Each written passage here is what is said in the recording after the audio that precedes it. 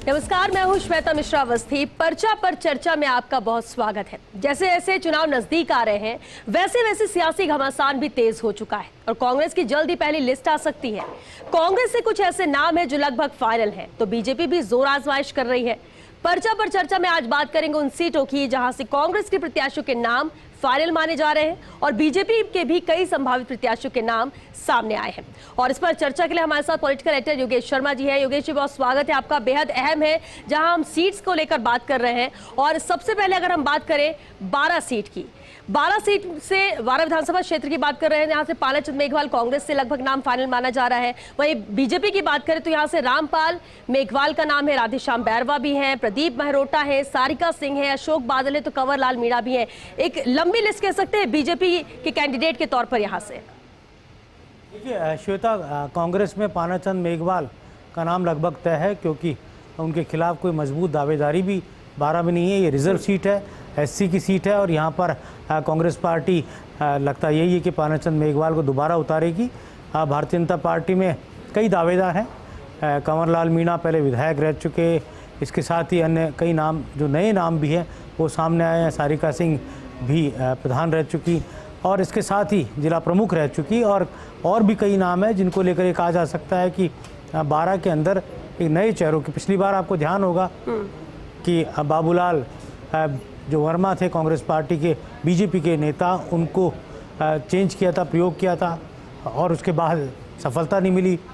और इसी तरह से कई और भी कहा जा सकता है कि जिनको लेकर ये माना जा सकता है कि नए सिरे से भारतीय जनता पार्टी यहाँ मंथन कर रही है, लेकिन कांग्रेस से पानाचंद मेघवाल ही रेस में सबसे आगे हैं और उनका नाम लगभग तय माना जा रहा है। जी। अगली सीट की बात करें, अंता विधानसभा सीट की बात करते हैं जहां से प्रमोद जैन भाई का नाम लगभग कांग्रेस से फाइनल है। और अगर इधर बीजेपी की बात करें तो यहां से प्रखर कौशल है जो कि रघुवीर सिंह कौशल के पौत्र हैं, नंदलाल सुमन भी है मैदान में, तो आनंद गर्ग भी ताल ठोक रहे हैं। प्रमोद जैन भाई बड़े नेता हैं पूरे हाड़ौती के और ख़ासतौर से 12 के सबसे बड़े कांग्रेस के लीडर हैं और इसके साथ ही अपना एक वजूद रखते हैं राजनीतिक क्षेत्र में।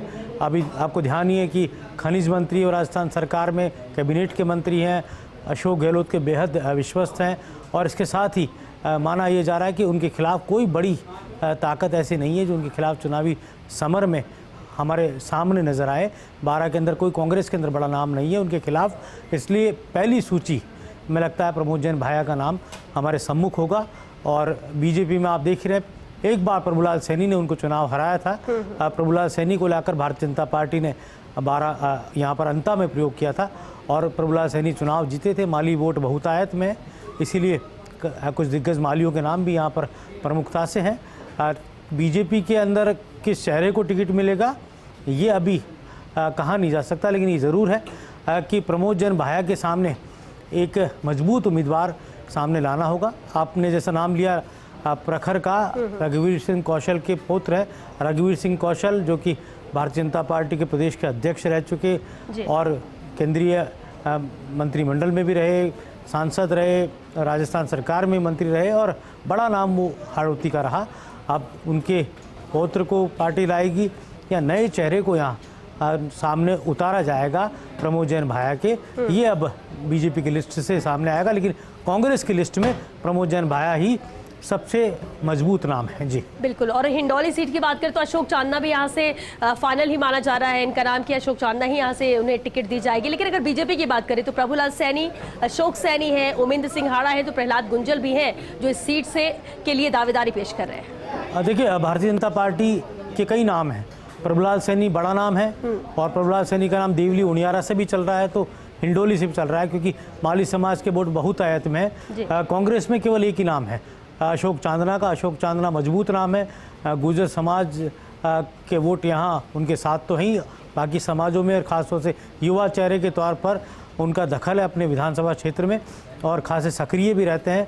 अभी खेल मंत्री हैं और राजस्थान की सरकार के अंदर, और अभी हाल ही में जो कांग्रेस की कमेटियां बनी हैं उनके अंदर भी अशोक चांदना को प्रमुखता से तरजीह दी गई है और युवा चेहरे के तौर पर, अंतर्राष्ट्रीय पोलो खिलाड़ी के तौर पर भी उनकी ख्याति है।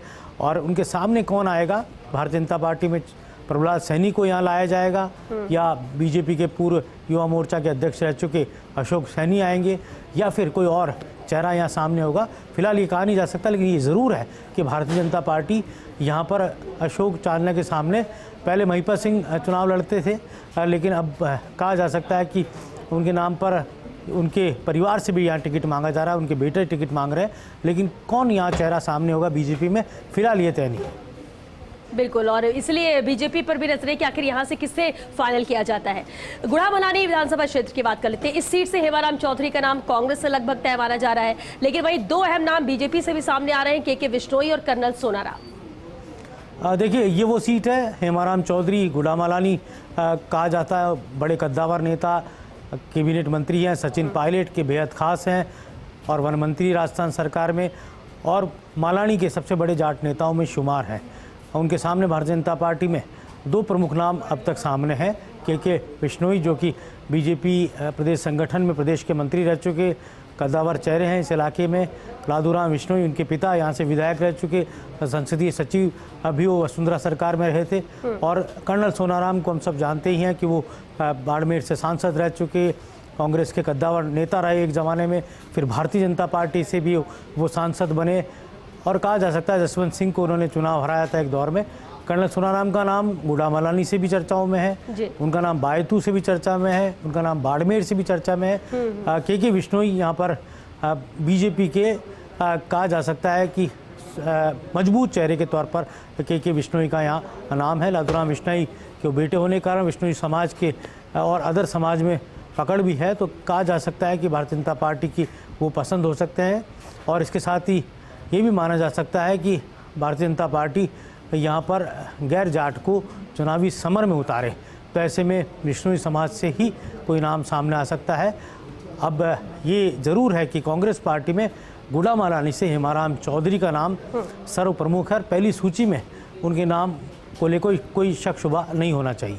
बिल्कुल, और एक और अहम सीट है, सीकर की सीट है, सीकर विधानसभा क्षेत्र की। यहाँ से अगर बात करें तो राजेंद्र पारिक का नाम कांग्रेस से यहाँ पर फाइनल माना जा रहा है, वहीं बीजेपी से राजकुमारी बोचवाल है, महेश शर्मा है, रमेश जलधारी है, मनोज सिंघानिया है, कंवल सिखवाल है, तो अर्जुन तिवारी, पवन जोशी और आशीष तिवारी भी है।